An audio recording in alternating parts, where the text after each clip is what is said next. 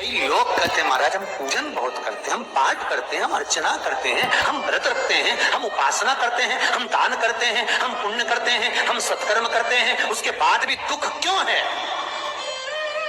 हम पूजन तो कर रहे हैं। आपके पेट में दर्द हुआ, मान लो आपके सिर में दर्द हुआ, अब सिर में दर्द हुआ तो आपने गोली तो खाई, एनासिन भी खाई, क्रोसिन भी खाई, डिस्प्रिन भी खाई, कॉम्बिफ्लेम भी खाई, ना जाने कहां की गोलियां खा गए, सिर में दर्द था और 4-5 तरह की गोली खा गए। तुमने जब तो गोली खा ली और गोली खाने के बाद तुम्हें थोड़ा सा असर भी हो गया, पर इतनी गोलियां जो खाई है तो बाद में रिएक्शन तो करेगी, कुछ तकलीफ तो देगी, कुछ गर्मी तो करेगी, बीपी शुगर ऊंचा नीचा कर सकती है। आपने पाई? उसी तरह मंत्र, माला, पाठ, जब अनुष्ठान फल कब देते हैं और फल कब नहीं देते, ये शिव महापुराण की उमा संहिता कह रही है। शिव महापुराण का उमा खंड, पार्वती खंड को अच्छे से पढ़िए तो उसमें बताया है, उसमें वर्णन किया। हम पाठ करने बैठे, इतनी बड़ी पोथी लेके लोग बैठ जाते हैं, पहले राम रक्षा स्तोत्र पढ़ लिए, फिर ये पढ़ लिए, गीता जी का अध्याय पढ़ लिया, ये पढ़ लिया, ये चालीसा, दुर्गा चालीसा, शिव चालीसा, तांडव, ये मंत्र जप लो, वो मंत्र जप लो, फिर कोई महाराज बता गया वो मंत्र जप लो, फिर कोई महाराज बता गया वो मंत्र जप लो, ये वाला देवता लाके अलमारी में रख लो। इतनी बड़ी पूजन की अलमारी, बस इतनी बड़ी, ज्यादा से ज्यादा होगी तो इतना बड़ा पूजन का घर, कमरा, उसमें इतना सारा देवता। रामेश्वर गई तो उनको ले आई, जगन्नाथ जी गई तो उनको ले आई, द्वारका गई तो उनको ले आई, वृंदावन गई तो उनको ले आई, महाकालेश्वर गई तो उनको ले आई, सारा देवी देवता वहीं बैठा, पितृदेव, ये देव, कुल देवी, शंख देव, घंटी देव, दिया देव, सब उसी में, गणेश जी, शंकर जी, हनुमान जी, राम जी, सब भरा पड़ा। और पूजन करने सुबह से आई, सुबह से इतनी सी शक्कर लाई कटोरी में, इतनी सी शक्कर कटोरी में, भगवान को नहला धुला के कटोरी धर दी। इतनी बड़ी अलमारी में सारा देवता ऐसा कसा कसाया बैठा है, सारा देवता। और तीर्थ करने फिर गई तो गणेश जी शंकर भगवान से बोले पिताजी फिर जा रही है। शंकर भगवान बोले बेटा खसक के बैठो, फिर पकड़ के लाएगी किसी को, खसक के बैठी, फिर लाएगी किसी, फिर ले आई, फिर रख दिया।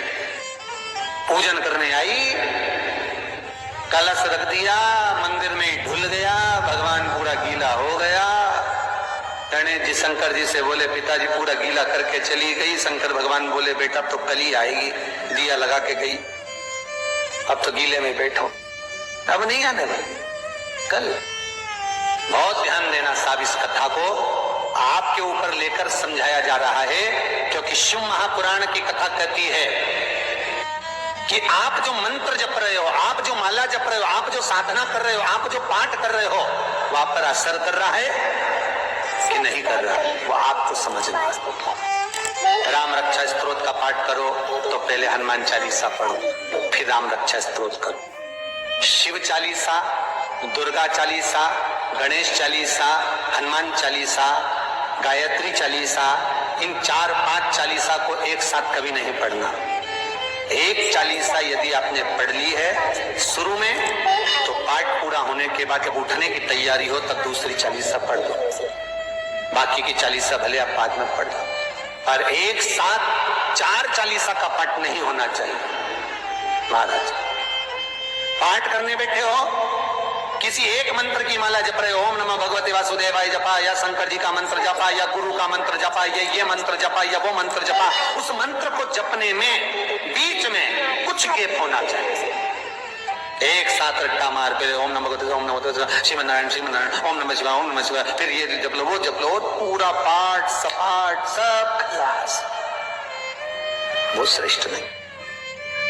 कुछ देर कोई वस्तु, कोई भोजन आप बनाकर लेकर गए हो, कोई पकवान आप बनाकर लेकर गए हो, कोई फल लेकर गए हो, यदि शिवलिंग पर वो पकवान, वो मिठाई, वो फल टच हो गया तो वो खाने के योग्य नहीं रहता, वो घर पर लेकर मत आना, मंदिर में ही छोड़कर। यदि भोजन, पकवान, मिठाई, शिवलिंग यहाँ पर है और भोजन का भोग तुमने इतनी दूर से लगाया है, फल इतनी दूर रखा है, वो शिवलिंग पर टच नहीं करा गया है, तो उस प्रसाद को, उस फल को आप पा सकते हो, उसको खा सकते हो। पर जो शिवलिंग पर टच हो गया फिर वो केवल नंदी, श्रृंगी, भृंगी, प्रेतों का, भूतों का, आहूतों का भाग होता है। प्रेत भूत आहूतों का भाग तो फिर खाने योग्य नहीं है। हाँ, यदि नर्मदेश्वर महादेव हैं, नर्मदा जी के जल से कोई शिवलिंग प्रकट हुआ है, नर्मदा जी के जल से, कोई कंकर से, नर्मदा के जल से अगर कोई शिवलिंग प्रकट हुआ है, उस शिवलिंग की स्थापना कहीं पर है या आपके घर में है, तो उसको कुछ भी टच हो जाए वो पा सकते हो, पर बाकी के शिवलिंग को स्पर्श किया हुआ नहीं पा सकते। केवल एक नर्मदेश्वर महादेव नर्मदा के जल से प्रकट हुए। कई लोग पूछते हैं ये सांप है कौन, ये सर्प है कौन, तो उसको बताओ ये भगवान शंकर के गले में जो एक सांप पड़ा हुआ है ये भगवान विष्णु है। और शंकर भगवान के सिर पर जो जटा में सांप दिखता है वो, हाथ में सांप बंधे रहते हैं वो, दो हाथों में, कमर पर, सिर पर, केशों पर जो सांप 5 नजर आते हैं वो, तो बताओ ये शंकर भगवान की 5 लड़कियां हैं, जया, विषहरा, शामली बारी, दो तली और देव। ये 5 लड़कियां भगवान शंकर के इर्द गिर्द घूमती हैं, आसपास भ्रमण करती हैं, सभी ये शिव की बेटियां भगवान शंकर के साथ भ्रमण करती हैं। 5 जया, विषहरा, शामली बारी, दो तली और देव, ये जो 5 पुत्रियां थी शंकर भगवान की, ये वासुकी को दी गई थी महाराज, क्योंकि ये सर्प की योनि में थी, इसलिए ये वासुकी नाग को प्रदान करी गई थी। वासुकी नाग कौन सा? जिसने मंथन कराया। वासुकी नाग कौन सा? जिसके फण पर पूर्ण पृथ्वी विराजमान है। वासुकी नाग कौन सा? जो निरंतर देवताओं के हित के लिए कार्य करता रहता।